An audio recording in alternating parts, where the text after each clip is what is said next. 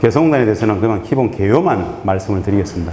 사실은 북한 통일 문제를 전공한 학자 입장에서는 어디 가더라도 저는 항상 분단의 본질이라든가 북에 대해서 이야기를 많이 합니다. 그게 기본 영역이기 때문에. 근데 오늘은 다 내려두고 개성공단 이야기만 좀 하려고 합니다. 제가 잘 쓰는 것 중에 하나가 행복한 평화 너무 쉬운 통일이라는 주제를 가지고 말씀 많이 하는데요.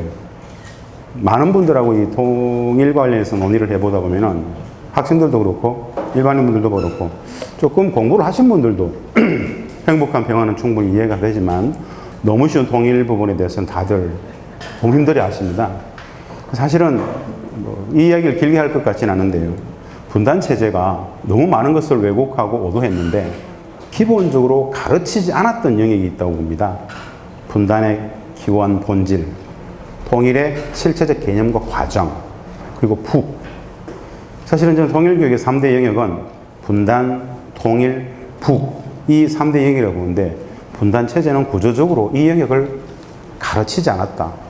온전히 제도교육 속에서 가르치지 않았다고 봅니다. 사실은 왜곡하고 엄폐했기 때문에 이 영역이 굉장히 힘겨운 영역이다. 인식의 오류들이 많다. 전 그렇게 좀 봅니다. 그래서 이건 좀 넘어가고요. 바로 개성공단 이야기를 바로 하려고 합니다. 혹 다른 부분에 대해서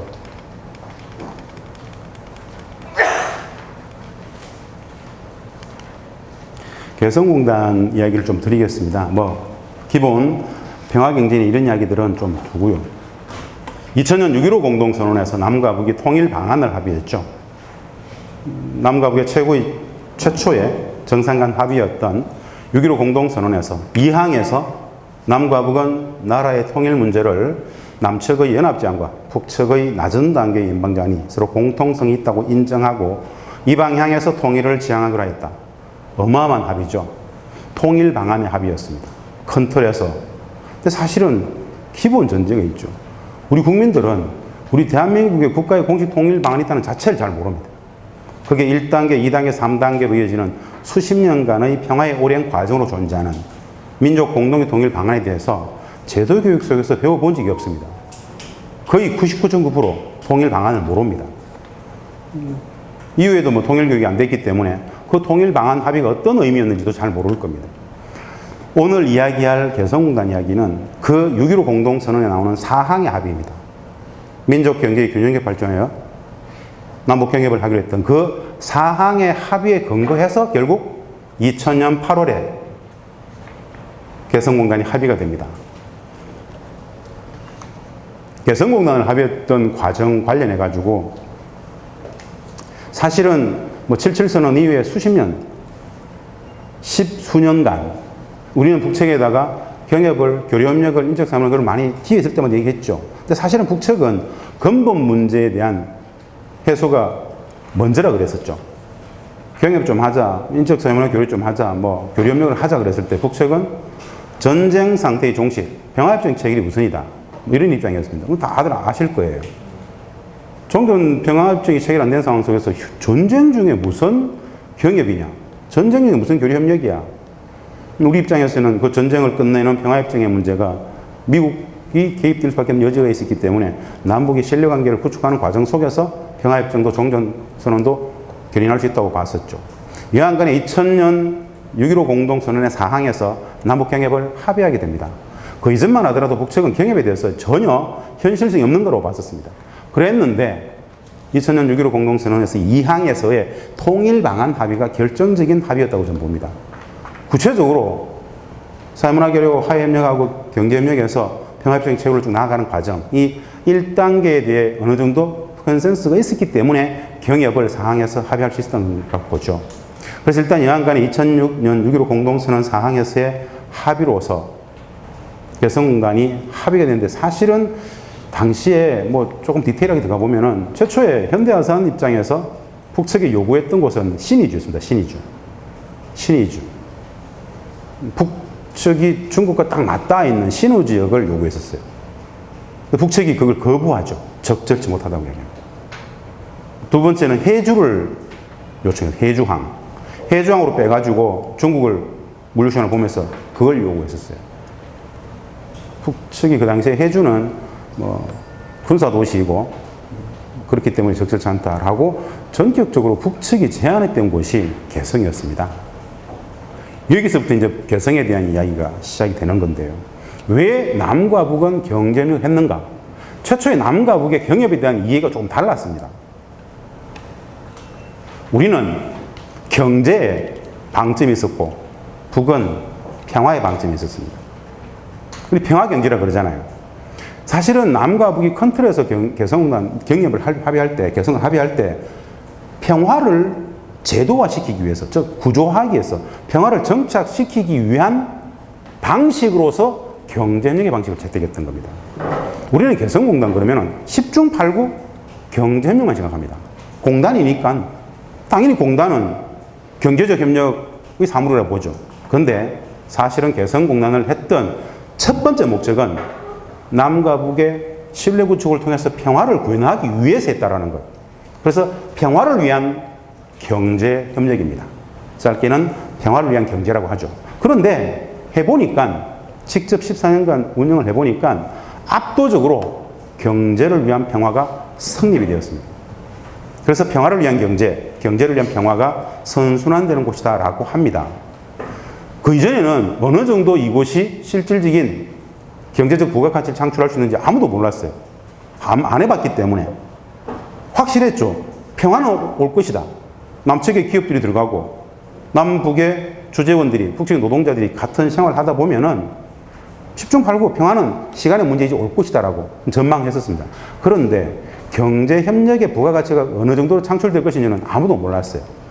해봤는데 평화를 위한 경제, 경제를 위한 평화가 압도적으로 실현이 되더라는 것이죠. 그래서 개성공단을 평화 프로젝트임과 더불어 경제 프로젝트라고 합니다. 근데 사실 이 영역부터 우리가 개성에 대해서 잘 모르는 영역으로 이제 들어가게 됩니다. 아까 제가 이 말씀을 드렸습니다. 우리는 경제협력에 좀 더 비중을 뒀습니다. 사회적 여론이 그랬었어요. 근데 북측은 그건 별로 관심이 없었어요. 평화적 가치에 더 큰 관심을 뒀었습니다. 현장에서 북측하고 많은 협상을 하다 보면 늘 느꼈던 것. 방점이 진짜 다르구나. 그들은 치밀하게 일관되게 개성공단을 평화의 관점으로 늘 보려고 했었습니다. 우리는 사실은 평화도 평화지만 기업들이 돈을 벌어야 되는 곳이었기 때문에 그런 생각이 좀 있었죠. 그래서 평화를 위한 경제, 경제를 평화 두 마리 토끼를 잡았던 곳이었다라고 말씀드리는데요. 이건 뭐 다들 개성을 가보신 분들도 있으실 것이기 때문에 설명을 좀 드리겠습니다. 이게 1단계 100만 평의 모습입니다. 1단계 100만 평의 모습입니다. 남과 북이 합의했던 전체 규모는 이 1단계 100만 평의 20배인 2천만 평입니다. 공단 800만 평과 배후도시 1200만 평. 이게 합의사항에 쓰여 있어요. 근데 구두상으로는 얼마까지 합의를 했느냐? 1억 평까지 확대해 간다라는 합의를 했어요. 구두상으로.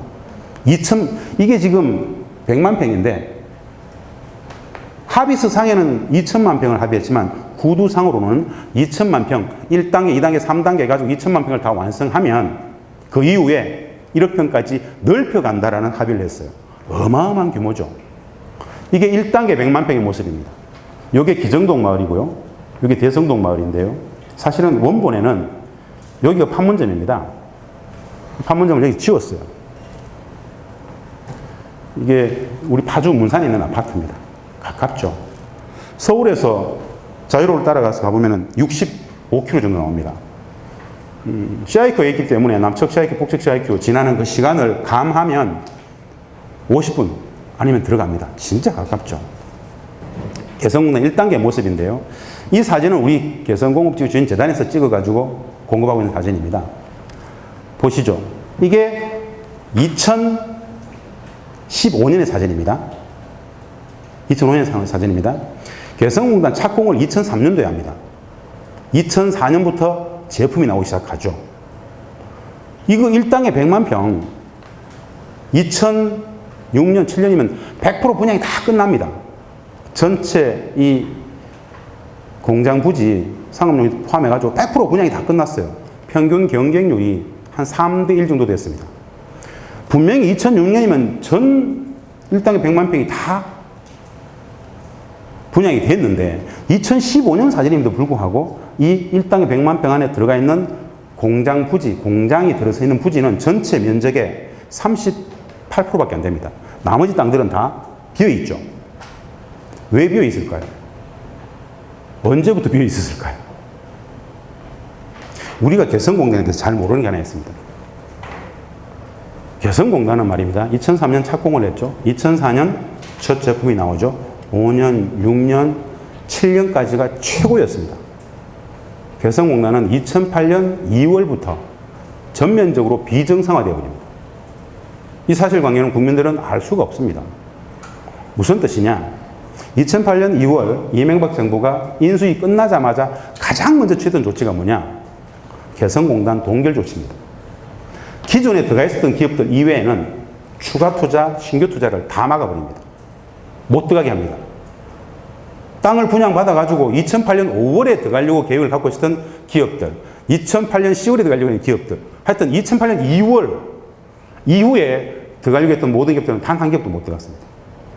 이건 보도되지 않았죠. 발표하지 않죠. 기업들이 난리가 났어요. 말도 안 된다.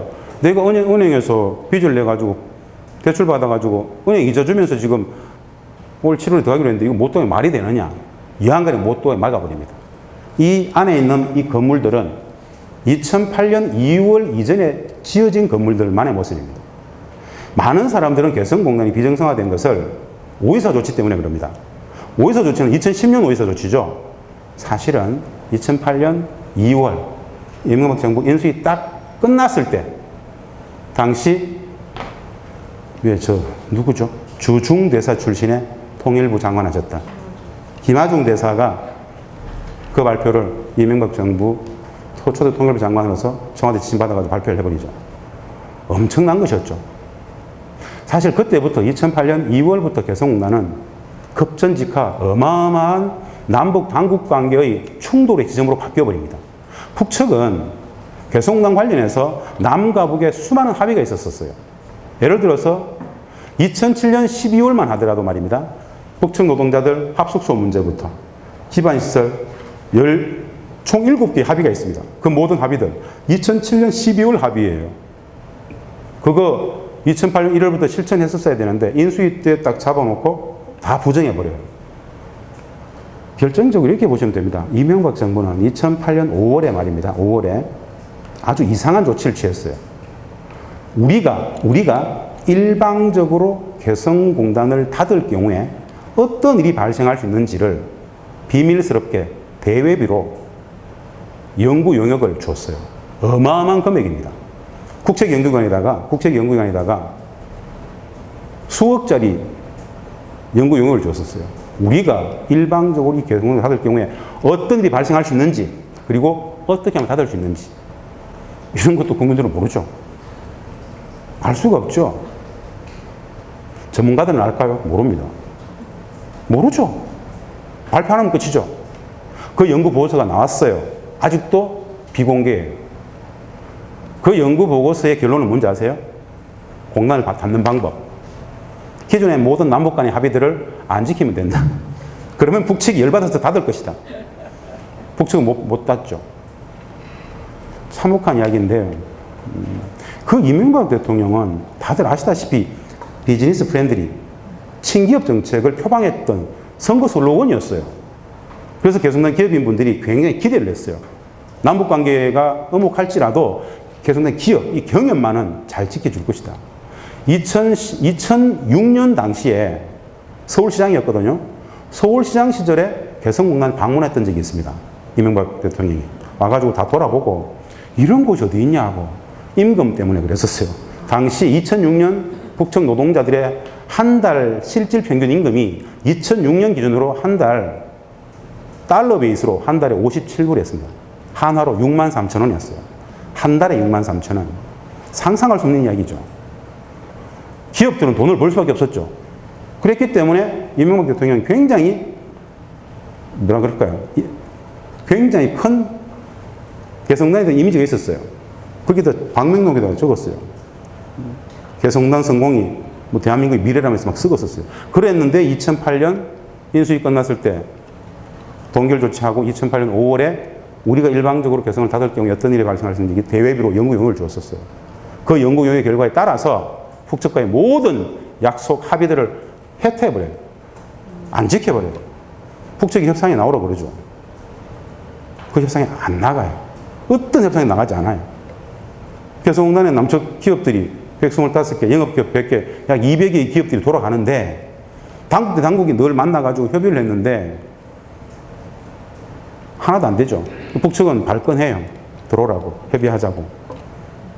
끝건데 그냥 무대책. 니들 떠들어라. 끝. 이게 개성공단이 비정상으로 갔던 굴곡의 시점들입니다. 그 상황에서 누가 제일 힘들었겠습니까? 기업들. 이 기업들은 누굴 믿고 들어갔습니까? 정부를 믿고 들어갔습니다. 정부를 믿고 들어갔어요. 지금도 저 기억납니다. 당시에 정동영 장관하고 다들 기업들한테 정부가 책임집니다.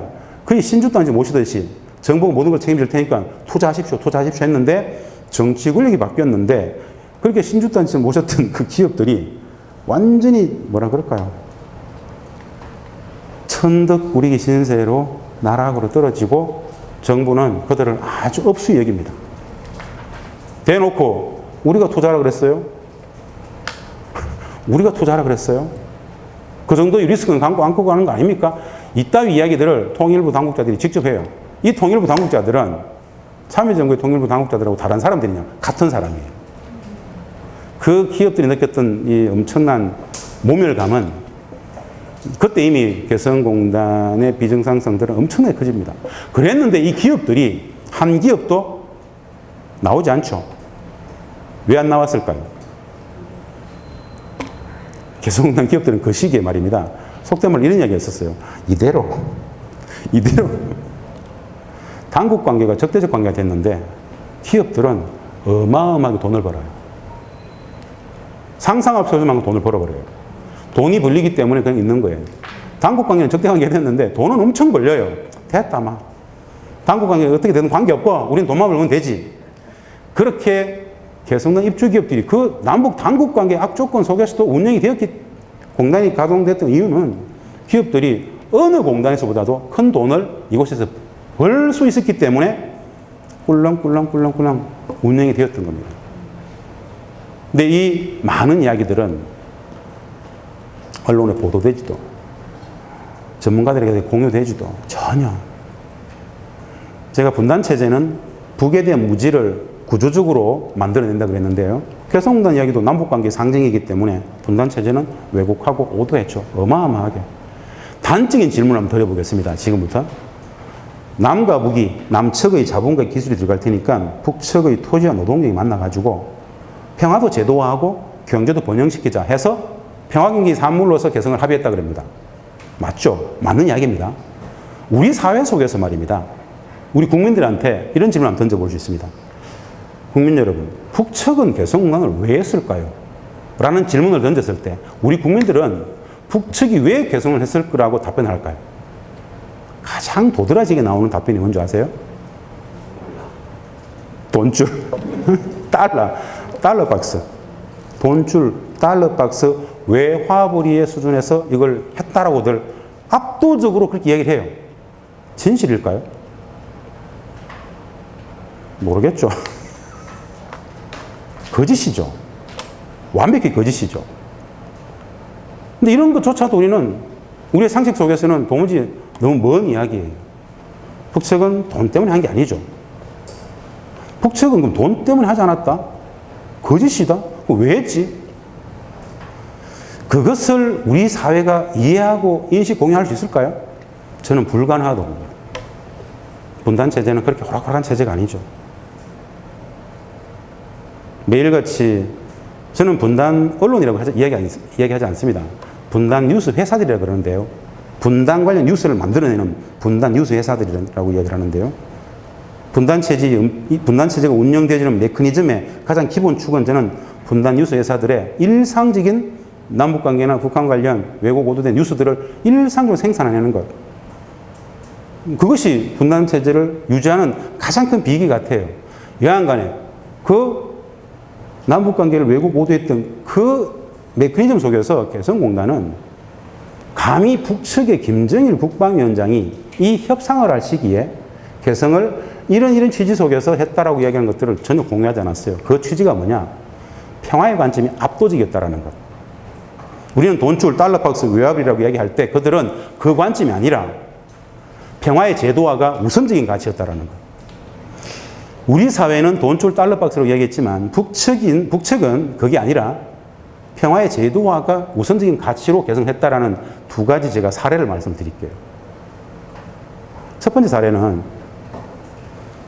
이 개성공단 1단계 100만 평 토지값, 땅값의 문제입니다. 이거 땅값 얼마를 받았을까요? 북측이, 남측의 자본과 기술이 들어갔잖아요. 북측은 토지와 노동력을 내놨습니다. 그 토지값과 노동력, 임금을 받았겠죠? 이 토지값과 임금 협상을 했단 말입니다. 남과 북이. 당시에 저는 청와대 NSC에서 한반도 평화체제 담당관으로서 이 협상의 컨트롤 타워에 참여하고 있었습니다. 그 협상은 누가 했느냐? 우리 통일부, 국정원, 산자부가 협상을 했었어요. 초기 이 협상의 과정 속에서 토지값과 임금 수준이 결정되는 그 협상을 소개하는 겁니다. 첫 번째, 이 1땅에 100만 평의 토지 기반시설 당시에 토지공사가, 지금 LH가 있었습니다. 기반시설 다 해놓고 분양을 했을 때 분양 가격이 얼마였냐면요. 이 공장 부지 같은 경우에는 평당 14만 9천 원 했고요. 우리 재단이 가지고 있는 재단 건물인 이 15층짜리 관련의 빌딩 있죠. 이번에 옆 유리창 다 흘러내지 않습니까? 이런 상업 용지 같은 경우에 평당 45만 원부터 호텔 같은 경우는 100만 원까지 있었어요. 평당. 굉장히 비쌌었어요. 이렇게 토지공사는 분양을 했어요. 제조업 공장 부지는 평당 14만 9천 원, 상업 용지는 45만 원부터 140만 원까지 다양했어요. 분양 100%다 끝나고 나서 우리가 북측에 물었어요. 분양 다 끝났으니까 원 땅 주인인 북측에 귀측에 토지값을 지불하겠다. 얼마를 줄까? 결론적으로 북측은 얼마를 받았을까요? 우리가 평당 14만 9천 원에 분양을 하고 45만 원, 140만 원에 분양을 했는데 땅 원 주인은 땅값을 얼마를 받았을까요? 결론은 1제곱미터당, 북측은 사실 평 단위를 쓰지 않습니다. 1제곱미터당 달러 베이스로 $1, $1. 사실은 그것도 달러로 주지 않고요. 현물로 평당 한 900제곱미터당 한 900원 정도 쳤을 겁니다. 이 협상을 할 때 북측에 했던 이야기가 있어요. 우리는 개성공업지구를 6.15 공동선언의 정신에 입각하여, 6.15 공동선언의 정신에 입각하여 북과 남의 평화의 제도화를 위해서 특혜적 조치를 준다고 했었어요. 6.15 공동선언, 평화의 제도화, 특혜. 이 세 가지 공통된 단어가 계속 나와요. 6.15 공동선언의 정신을 이어받아서 평화의 제도화를, 평화를 위해서 남측에 특혜적 조치를 준 겁니다. 그래서 분양가 14만 9천 원, 45만 원 필요 없고 1제곱미터 $1에 그냥 퉁쳐서 현물로 줬다는 거. 이게 첫 번째 사례이고요. 두 번째 사례는 임금의 문제입니다. 남과 북이 개성공단 북측 노동자들이 임금 협상을 했던 2004년 3월 협상을 제가 소개를 해드리는 겁니다. 당시에 우리 정부 입장에서는 개성공단이 최소한 우리 기업들한테 중국보다는 압도적인 경쟁력이 있어야 된다고 생각했었어요. 중국에서보다는 훨씬 많이 벌어야 될 거 아닙니까? 그래서 중국에 쭉 나가서 임금을 조사하게 했습니다. 당시에 산자부하고 국정원 팀 짜가지고 베트남도 보내고 캄보디아, 미얀마도, 인도네시아도 보내가지고 당시에 임금 수준들을 다 조사하게 했었어요.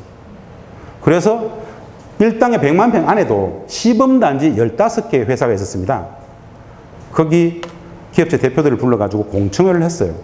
북측과 북측 노동자들의 임금 협상을 해야 되는데 적정 임금에 대해서 의견을 좀 묻고 싶다. 공청회 간담회였습니다. 최소한 중국보다는 좋아야 됩니다. 비교 경쟁이 있어야 됩니다. 한 달에 달러 베이스로 얼마면 중국보다는 경쟁력이 있을까요? 라고 우리 기업 대표들한테 물어봤어요. 그 당시 기업 대표님들은 이미 중국에서 사업을 하셨던 분들도 계시고 다양했어요. 이런 의견을 냈어요.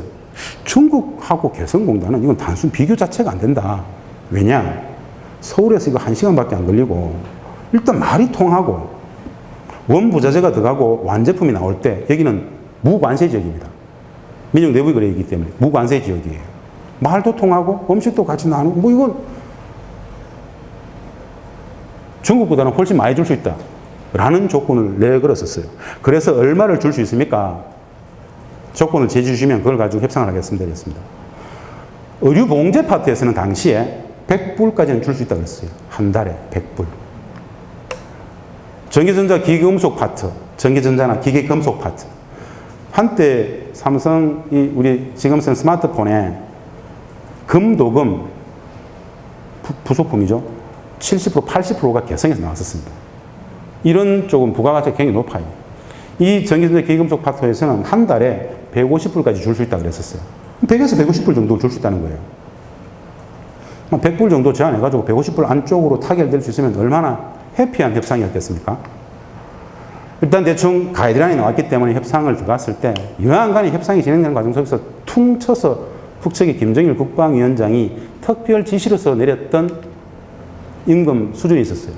얼마를 제시했을까요? 우리가 100불 제한했을 때. 혹시 들어보셨나요? 똑같은 이야기를 했었어요. 똑같은 취지로. 이 이야기는 나중에 현재 김영철이 정찰총국장 내지는 그 국방위 정책국장 시절에 늘 했던 이야기예요. 김정일 국방위원장이 했던 이야기예요. 아까도 얘기했죠? 6.15 평화의 제도화를 위해서 특혜적 조치, 그 이야기를 하면서 월 50불이면 된다라고 50불을 제안했었어요. 우리가 100불, 150불을 염두에 두고 협상을 하고 있는데 그들은 50불이면 된다. 사실 이런 건 우리 자본주의에 있어서 고용주와 피고용, 고용과 피고용 관계 속에서 나타나는 이 협상은 아니죠. 전혀 다른 거예요. 여하간 간에 뭐 땡큐지 않습니까? 50불. 그래서 50불에 서명했고, 그래서 북측 노동자들의 임금이 50불에서 시작했다는 겁니다. 2004년 12월 북측 노동자들 최종 평균 임금이 50불. 기본임금에 연장, 야근, 특근을 해서 수당 다 붙여가지고 총액 57불이었고, 이게 하나로 63,000원입니다. 한 달에 63,000원을 받았다고 생각해 보세요. 참 간단치 않습니다. 상상만으로도. 우리가 생각했던 돈줄이니, 달러박스니, 외화벌이니, 이 관점은 누구의 관점인지 아세요? 자본주의적 가치 프레임에 갇혀있는 우리의 일상생활적 양식의 우리 인식이 진짜 달라요. 다름이 존재합니다. 윤리와 도덕이, 사고방식이 다를 수 있다는 것에 대해서 우리는 배워본 적이 없어요. 단 한 번도 북에 대해서 배워본 적이 없잖아요. 그냥 찌질한 놈들, 루저들이었으면 됐죠. 그들에게도 사회적 메커니즘이 있고 정책 결정 과정이 있고 시스템이 있고 그들에게도 나름 윤리와 도덕 촘촘하죠. 여하간 간에 퉁쳐서 50불. 세 번째 사례예요. 세 번째 사례는 뭐냐? 북측이 개성공단을 돈줄과 달러박스, 즉 돈의 관점에서 하지 않았다라는 세 번째 사례는 임금 협상과 관련된 또 하나의 협상입니다. 어떤 거냐면요. 50불 그랬잖아요. 50불 이 기본임금이라는 것은 5만 5천 명 북측 노동자 전체가 똑같이 적용되는 임금이에요. 1년 차든 15년 차든 관계없이 호봉이 없어요. 그 해의 기본임금을 받아요. 차별 없이 그 해의 기본임금을 받아야 돼요. 무슨 뜻이냐? 이렇게 정해 보세요. 우리 최저임금 있죠? 우리 최저임금을 모든 노동에 똑같이 적용하는 거예요. 이게 기본임금 제도라는 거예요. 이 기본임금은 그래서 굉장히 중요해요. 기본임금을 중심으로 각종 계산을 하기 때문에. 이 기본임금은 말입니다. 매년 7월 달에 협상을 해가지고 그 다음 해의 기본임금을 올릴 수 있도록 만들어 놨어요. 매년 기본임금 똑같을 수는 없잖아요. 올릴 수 있게 만들어 놨는데 우리가 단호하게 치고 나가가지고 기본임금을 올릴 수 있는데 아무리 많이 올려도 1년에 5% 이상은 못 올린다. 임금 상한율 5%를 묶어놨어요. 북측은 문제 없다, 일 없다 해서 합의가 되었어요. 북측은 말입니다. 결론적으로 무슨 말씀 드리고 싶냐면요. 이 2004년 최초로 50불 기본임금의 실질 평균 임금은 57불 줬다고 그랬지 않습니까? 매년 7월 달에 협상을 해서 그 다음에 기본임금을 설정할 수 있다고 그랬죠. 여하간 간에 북측은 말입니다. 이 50불 기본임금을 2004년, 2005년, 2006년 초기 3년간 동결합니다. 왜 동결했는지 아세요? 남측의 기업들이 초기에 빨리 돈을 벌어서 빨리 착근하도록, 빨리 안착되도록 아주 갸륵한 돈의 문제로서 개성을 보지 않았다는 이야기예요. 그럼에도 불구하고 우리는 개성공단을 남측 우리들의 사고방식, 가치 프레임에 딱 갇혀서 돈 중심적 사고, 달러박스 외화불이 알겠나? 뭐, 저것들 못 먹고 못 사니까 뭐 돈 때문이겠지. 이렇게 쉽게 생각해버린다 이거죠. 그것이 개성공단을 바라보는 인식의 오류의 기본, 첫 엄청난 오류예요. 김정일 국방위원장은 말입니다. 이 협상을 할 때 우리한테 계속 물었던 게 있어요.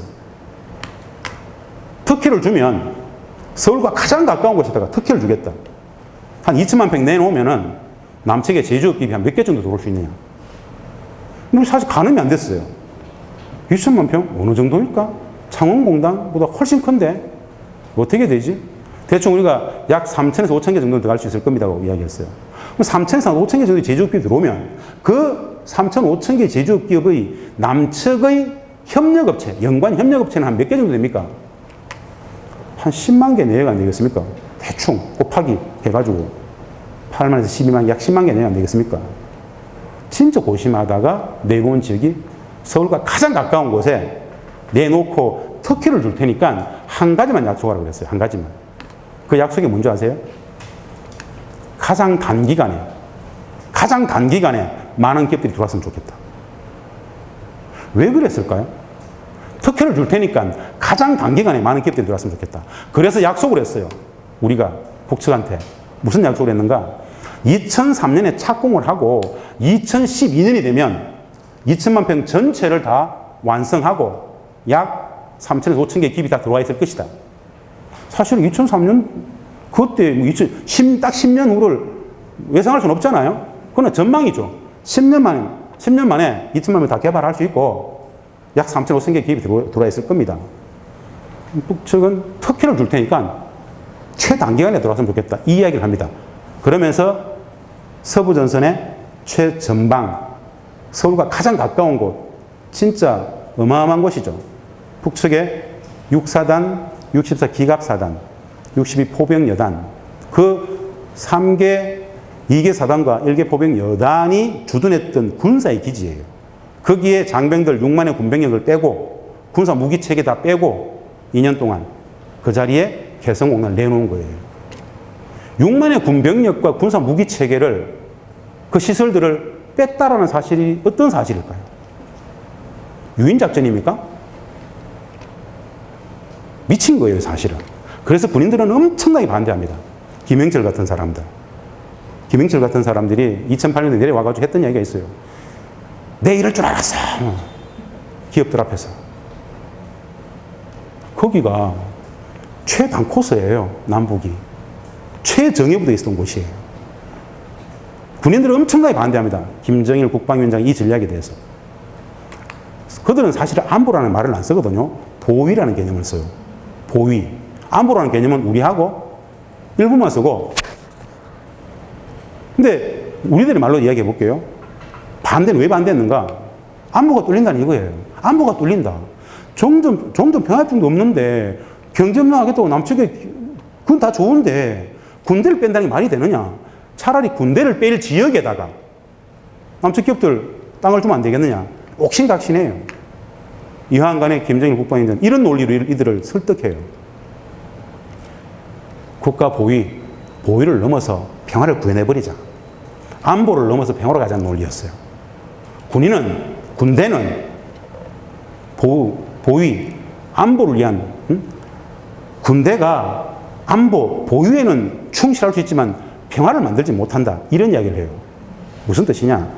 안보를 넘어서 평화로 가자는 이야기는 안보라는 것은 소극적 평화의 상태죠. 늘 지켜야 돼요. 늘. 평화를 구현해버리면 안보가 사라지잖아요. 평화는 적극적 안보잖아요. 소극적 평화인 안보를 넘어서 적극적인 안보인 평화로 가자. 평화를 구현해버리면 된다. 즉 남측의 기업들이 우리 땅에 들어와가지고 약 5천 개가 가동이 되고 그 연관 협력업체가 10만 개가 가동이 되고 이런 개성공단이 남포에도 신의주에도 함흥에도 3개만 생겨버리면 남북 간에는 군사적으로 이 물리적 충돌은 근본적으로 사라진다. 어마어마한 이야기죠. 우리가 정착에서 배우는 칸트의 영구평화이론이에요. 경제적 협력의 밀도가 높아져 버리면 우리는 평화를 구현할 수 있다는 거예요. 누구의 무력적 간섭을 넘어서 미국의 총질이 있다 하더라도 전쟁은 나지 않는다. 이게 김정일 국방위원장의 개성공단 전략이에요. 그런데 이것이 끝까지 끝끝내 이것을 반대했던 사람이 있어요. 이 지역, 우리 지금 사단장이에요. 끝까지 반대해요. 난 안 한다. 못 한다.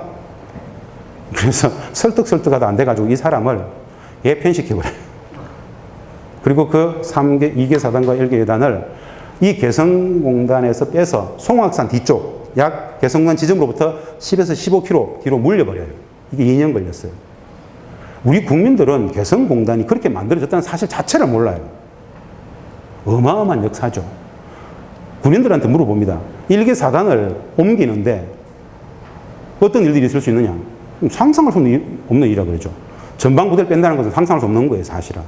근데 김정일 국방위원장은 6.15 공동선언에 정신각해서 여하간에 미국은 평화협정 체결을 안 해줘. 남북이 경협을 통해서 그렇게 가버리면 실질적인 명실상부한 평화를 구현할 수 있다고 봤던 거예요. 이게 바로 개성공단에 대한 북측의 의도였습니다. 그래서 유인 전략을 짠 거예요. 특혜를 준 거죠. 땅값, 임금, 이 많은 것에서. 이게 개성공단의 본질이에요. 그런데 이런 이야기들은 우리 사회 속에서는 통용될 수가 없습니다. 미친 거예요. 감히 누가 서울역 앞에 나가가지고 김정일 국방위원장은 말이에요. 한반도의 평화를 위해서 개성공단을 했대요. 자기 뭘 걸어야 돼요. 우리는 협상을 했기 때문에, 협상장이 있었기 때문에, 청와대에서 그 협상에 참여했었기 때문에, 담당자였기 때문에 2008년부터 2011년까지 개성에서 직접 그 많은 협상의 대표였기 때문에 이 얘기를 하는 거예요. 참 당혹스럽죠. 김정일 국방위원장의 이야기뿐 아니라 이것을 계속 제 앞에서 대내였던 이 이야기를 계속 제 앞에서 하는 애들이 있어요. 저는 제 협상의 파트너가 7명이에요. 노무 파트, 세무 파트, 회계 파트. 전 회계를 잘 몰라요. 회계사를 데리고 오다가 우리 제 기업지원부에 그 많은 애들이 협상만 하겠습니까? 개성공단 관련된 그들의 인식, 그들의 등문, 상부에서 내려온 지침들 계속 이야기하죠. 애들도 평양에서 다 내려오는 애들인데요. 그 과정 4년간 또 확인했던 그 많은 이야기들. 개성 이야기예요.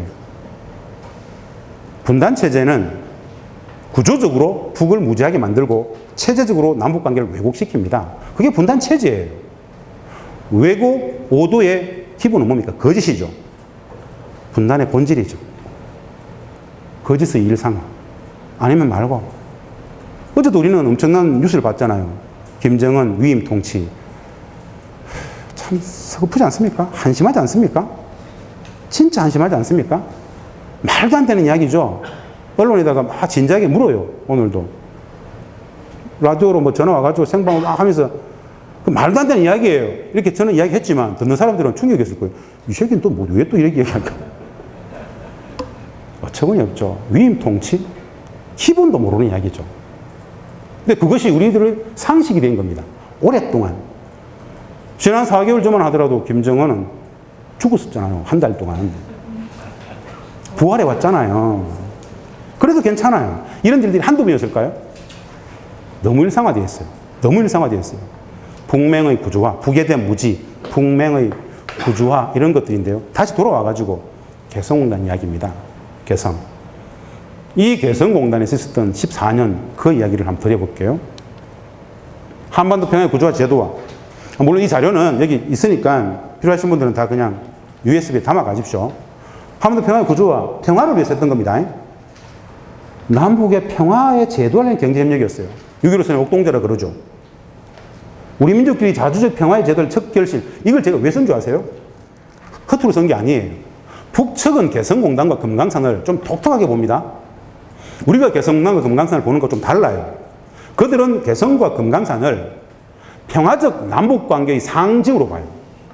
요즘은 어떤 식으로 보는 줄 아세요? 요즘은 우리 정부를 대할 때 남측 당국 개성공단 열 수 있어요. 요걸 바로미터로 봐요. 바로미터. 미국과의 관계 속에서 독자적 자율성을 얼마나 가질 수 있는지를 딱 시금석에 들게 해요. 그건 못하지? 치아라? 제부치우라?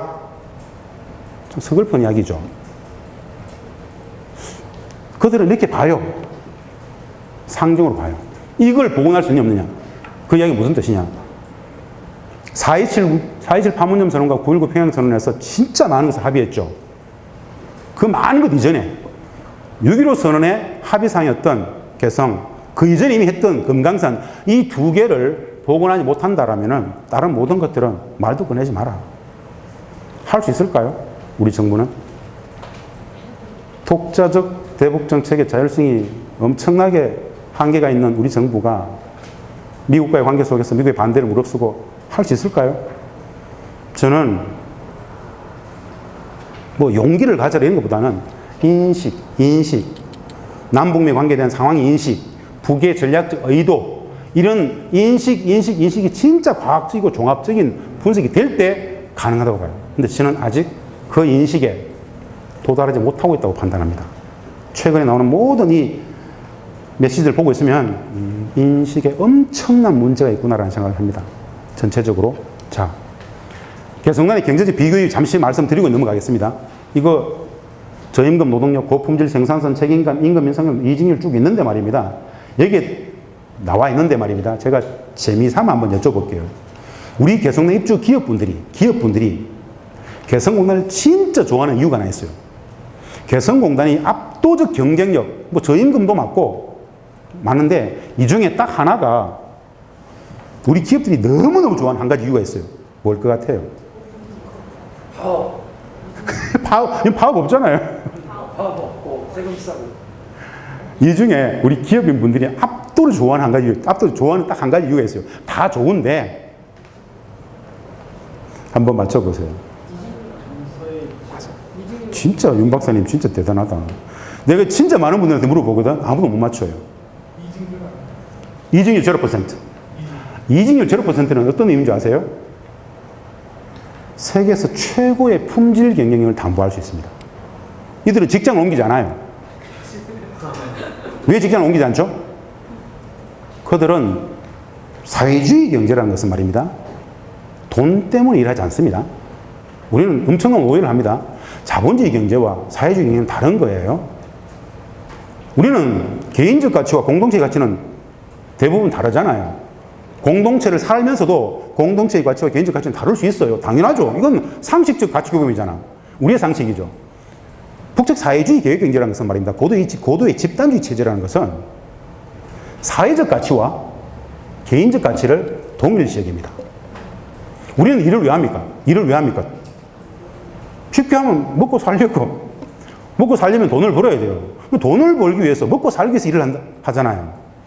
모든 분들한테, 직장 나가시는 분들한테 설문조사할 때 100명한테 물어봅니다. 직장 왜 나갑니까? 한두 명 뭐 자아실을 위해서 이렇게 할 수 있겠지만 대부분 아마도 돈 벌어서 먹고 살기 위해서가 정답이잖아요.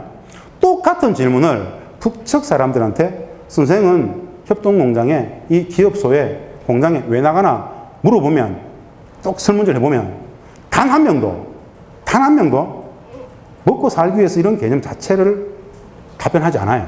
그들의 관념 속에서 그런 관념 자체가 없어요. 이게 바로 사회주의 경제, 집단주의 체제라는 건데요. 무슨 뜻이냐? 우리는 자본주의 경제 기본 가치, 기본 단위로서 사람의 노동이라는 것은 임금과 같이 관되는 돈이잖아요. 노동은 돈이잖아요. 그래서 그 노동을 돈으로 환산하고 고용, 피고용의 관계도 갖고 용역도 주고 하잖아요. 사회주의 경제에 있어서는 사람의 노동은 돈이 아닙니다. 고용과 피고용의 개념이 아니에요. 사람의 노동을 돈으로 환산하는 것은 고전적 사회주의 경제에 있어서는 굉장히 나쁜 짓이에요. 이제 북측은 이랬던 북측이 일정 정도 개인 노동 용역을 사고팔고 하고 있습니다. 여하간에 고전적 경제로 보면 이들은 그런 관념 자체가 없어요. 우리는 일을 하는 거 먹고 살기 위해서 그들한테 물어봅니다. 너 왜 일하냐? 물으면은 천편일긴 답변이 나옵니다. 일을 왜 하자뇨? 이 일은 인민위원회가, 당이, 국가가 나에게 맡긴 공적 임무입니다라고 얘기를 하죠. 분공. 나누어준 공적 임무. 국가가 나눠준 공적 임무이기 때문에 그것을 열심히 하는 거예요. 직장 안 옮겨요. 직장 안 옮기면 어떻게 됩니까? 고도의 숙련 노동자가 되죠. 이 고도의 숙련 노동자는 최고의 품질 경쟁력을 담보합니다. 그런데 임금은 너무 싸요. 이게 개성공단의 압도적인 경쟁력의 원천입니다. 물론 말도 통하고 정서가 같고 음식도 비슷하고 거의 비슷해요. 어마어마하죠. 손기술, 습득력 우리하고 똑같아요. 다르지 않아요. 똑똑해. 근데 57불. 물론 나중에 2015년이 되면 말입니다. 2003년간 그들이 동결하고 기본임금을 최초로 올려달라고 했던 애가 2007년부터입니다. 매년 5%씩 올려줬어요. 그래서 2015년 12월에 우리가 가장 많이 줬는데요. 기본임금이 50불이 계속 올라가가지고 5%씩 올라가서 74불이 됩니다. 그 74불에 연장, 야근, 특근, 수당 다 포함해서 한 달에 북청 노동자들에게 지급되어졌던 실질 평균 임금은 157불. 많이 높아졌죠? 수당이 엄청 늘어납니다. 한 16, 17만 원 정도 됩니다. 이렇게 생각하시면 됩니다. 우리 국내에 들어와 있는 외국인 노동자, 동남아라든가 이 외국인 노동자 한 명을 데리고 쓸 수 있으면 개성공단에서는 북측의 노동자 13명을 쓸 수 있습니다. 근데 이 한 명은, 13명은 한 명 한 명이 남측의 기술자보다 더 일을 잘해요. 14년간 숙련 노동자잖아요. 어마어마하게 일을 잘하죠. 그게 개성단의 여러 많은 다양한 경제적 비교율을 담보했던 요인들입니다. 뭐 무관세, 물류 이런 것도 있겠지만은 사람이죠. 결국 사람이죠. 노동임금 말씀드렸습니다. 개성단의 경제적 이익을 제가 먼저 보고 이제 다른 이야기를 할 건데요. 이거 참 그래도 우리는 뭐 포주기라 그러잖아요. 사실은 다 거짓말입니다. 압도적인 폭입니다. GDP 기준으로 30배. 최종 생산물의 최종 소비자가 기준으로 말입니다. 이를 투자하면 30을 가져올 수 있는 곳입니다. 핵미사일 자금 전용된다. 이것도 다 거짓이죠. 한 달에 6만 3천 원 줬고 한 달에 15만 원 줬죠. 많이. 이들도 4인 가족이 있죠. 참 할 말 아니죠. 진짜 할 말 아니죠. 더 이상 이게 뭐 적용 가능한 얘기가 아니에요. 이거는 10개의 기업들 평균 내봤습니다. 저희들이 개성단의 경쟁력을 담보하는 그런 것들인데요. 임가공 단가, 개성단 기업의 95%가 거의 95%가 하청업체들입니다. 원청업체에 다 임가공 하청업체들이에요. 임가공 단가 1억 원을 생산하는데 북측에 전달된 현금은 570만 원. 어마어마한 이야기죠. 저 임가공 단가를 최종 가격으로 대입하면 또 엄청납니다. 똑같은 조건에서 의료 봉제 파트에서 말입니다. 똑같은 조건에서 동대문에서 임가공하면 8,300대, 15배 어마어마한 이야기죠. 그래서 개성공단하고 경제적으로 이렇게 비교할 수 있는 곳은 없습니다. 경제적으로. 어차피 터키였기 때문에 그렇습니다. 어차피 터키였기 때문에. 이거는 부산에 있는 뭐 신발업체들 많은데요. 비교해 봤던 겁니다. 개성 들어오고 베트남 갔던 기업들. 개성이 압도적으로 베트남보다 5배 정도를 더 번다. 베트남보다 5배를 더 번다는 이야기입니다. 2016년 2월 10일 전면 중단 갑자기 하고 나서 우리 개성 기업들이 가장 많이 나간 곳이 베트남입니다. 약 40개가 나갔습니다. 대체 공장을 돌게 되니까. 그 나간 기업들 요즘 진짜 어려운데요. 코로나 때문에. 베트남 뭐 올라가고 이래가지고. 지난해 12월에 한번 우리가 결산해서 그 베트남 나가신 분들하고 대화를 해보니까 개성단하고 어떻습니까? 대충 비교하면 해보세요. 대충 평균 한 5배 차이 난다 그러더라고요. 퉁쳐서. 2배도 엄청난데 5배라는 거죠. 경제적으로는 개성공단하고 경제적 비교율을 다툴 만한 곳은 없어요. 왜냐? 특혜니까. 누구한테 가장 큰 좋은 곳입니까? 대한민국의 제조업 기업들한테. 이걸 확장하면 남북 경협에 종사할 수 있는 대부분의 남측 기업들한테는 어마어마한 곳이죠. 평화경제가 다른 거겠습니까? 평화도 만들고 경제 번영도 하면 되지 않겠습니까? 단순한 남북 경협만으로도 물리적 조건상 그 정도 할 수 있다는 것이죠. 개성단 전면 중단, 뭐 그 사실관계는 더 이상 이야기하지 않겠습니다. 뭐 최순실이 이야기했다 뭐 했었지만은 제가 보기에는 당시에 군인들 안보실이 계속 결국 안보실이 좀 닫았다고 보는데요. 2018년 한 해 동안 우리 전체 기업들의 해외 투자 금액이 약 500억 달러였어요. 한 해 동안 500억 달러. 한 해 동안 해외로 투자된 금액이 약 500억 달러인데요. 14년간 우리 기업들이 개성에 투자했던 금액은 6억 불밖에 안 됩니다.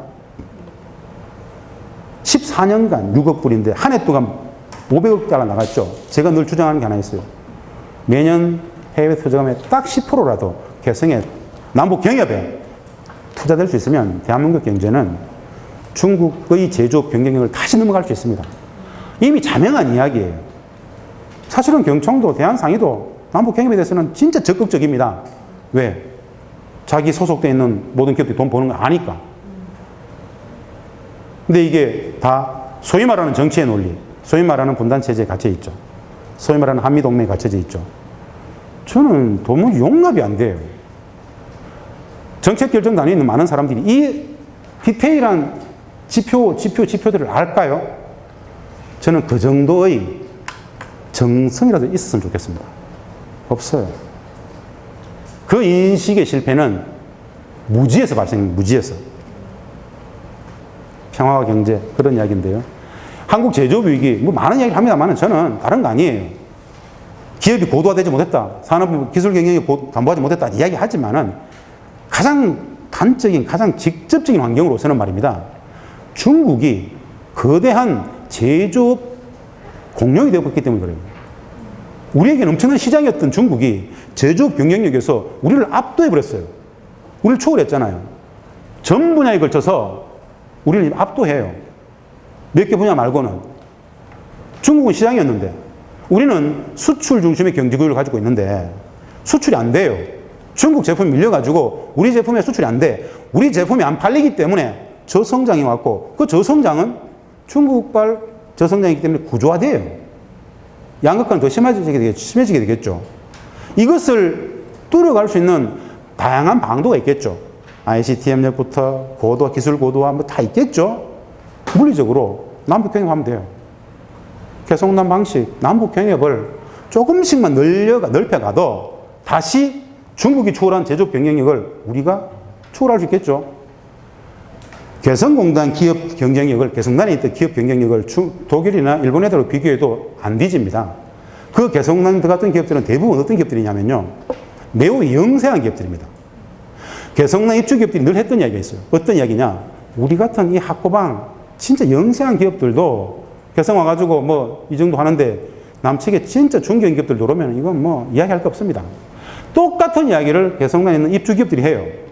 그분들이 생각하는 남북경협은 그런 거예요. 이렇게 보이는 거 이걸 왜 못하냐. 참 답답한 이야기죠. 소위 말하는 말도 안 되는 거, 분단체제라는 거 정치의 논리. 웃기는 이야기예요. 국민행복, 국익, 우리 국익 중심의 사고를 진짜 할 필요가 있다는 것이죠. 안다라면 돌파해야죠. 이건 뭐 제가 이제 자료로 늘 쓰는 이야기입니다만은 독일 통일을 이야기할 때 에곤바르를 늘 이야기하죠.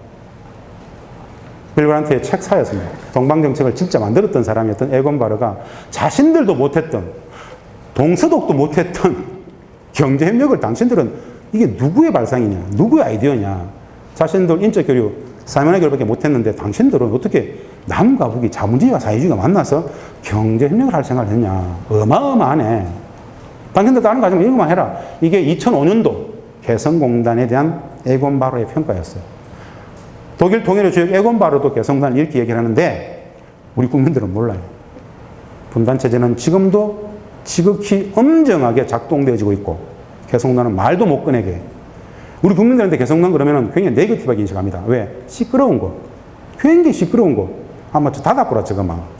본질을 안다라면 그렇게 판단하지 않겠죠. 모든 인식의 오류에는 정보의 부재가 있죠. 모르기 때문에. 이 사람이 에곤바르가 얘기했던 한국형 통일 모델은 개성단에 있던 건요. 사실은 와전된 거고요. 이분은 개성공단을 개성에 있는 공단으로도 이야기했지만 여기에서 이 개성단은 남북 경협의 상징적 단어로서 저 개성을 썼어요. 당신들은 경협을 해라. 진짜 좋으네. 이건 아무도 못 말리겠다. 경제도 평화도 신압으로 와 있을 것이다. 그 이야기입니다. 사실은 제가 이 자료 보내줄 때 참 많은 사진 자료가 있었어요. 남과 북이 함께 일했던 사진 자료 진짜 많습니다. 이건 좀 경제적 이야기잖아요. 평화에 대한 이야기가 진짜 필요합니다. 어떤 이야기냐. 남과 북에 약 6만의 노동자들이 개성공단에서 함께 생활했습니다. 같이 일하고 같이 회의하고 어떤 일들이 있었을까요? 남측에서 북측의 개성단에 본사에서 인사발령 내가지고 야 너 개성지사 가라.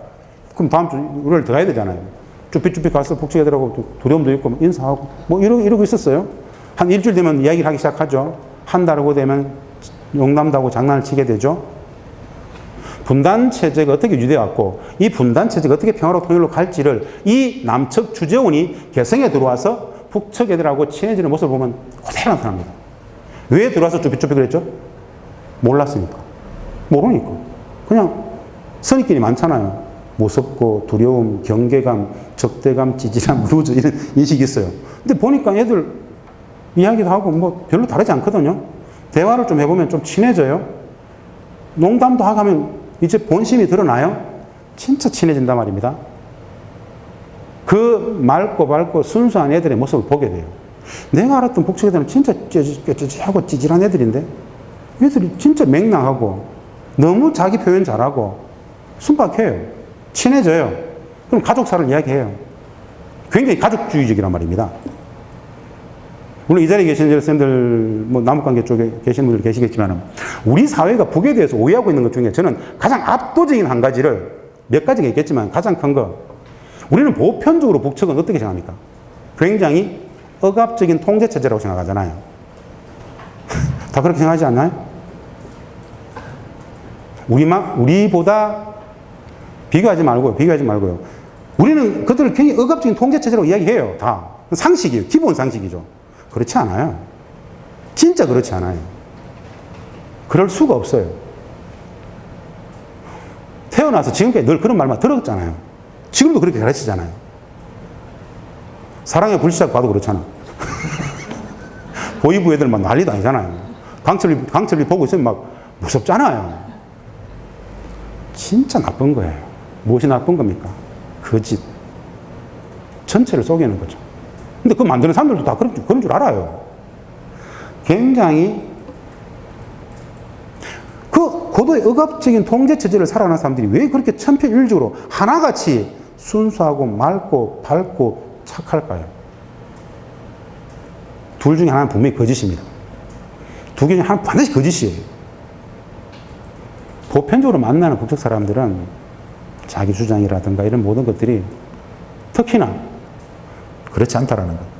우리가 북에 대해 오해하는 것들이 참 많은데 생활 양식, 사고 방식, 가치 규범 이런 것들, 억압적인 통제체제라는 것, 이런 것들, 사회주의 경제 내지는 집단주의 체제의 작동 원리에 대한 이의가 없기 때문에 그걸 자본주의적 시각으로서 개인주의적 시각으로서 보기 때문에 곡해진 점들이 너무 많아요.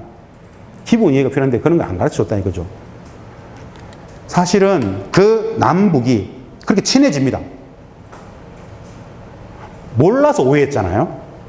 오해해서 싸웠어요. 갈등하잖아. 모든 갈등은 서로 잘못된 정보를 갖고 똑같은 이야기 하다 보니까 오해가 생기고 오해가 갈등을 벌이고 토닥토닥 싸우잖아요. 오해가 같이 지내다 보면 신압으로 알게 돼요.